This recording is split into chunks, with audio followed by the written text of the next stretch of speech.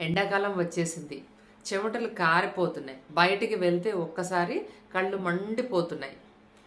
ఇలాంటప్పుడు మనము ఎలాంటి ప్రాణాయామాలు చేసుకోవాలో తెలుసుకుందాం. శీత్కారి ప్రాణాయామాలు. శీత్కారి ప్రాణాయామం గురించి తెలుసుకుందాం. మీరు చక్కగా మీ పలు వరుసని ఒకదాని మీద ఒకటి పెట్టండి. నాలుకని పైకి టచ్ చేయండి, అప్పర్ ప్యాలెట్కి. పళ్ళ సందుల్లోంచి గాలి బాగా తీసుకోవాలి, మెల్లగా వదిలేయాలి. అంతే అండి, సింపుల్.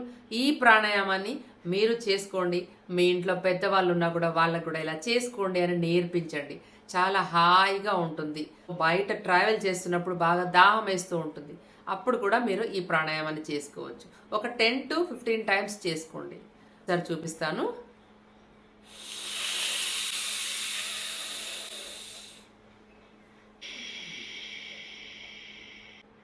ఇలా ఈ విధంగా చేసుకోండి. Thank you.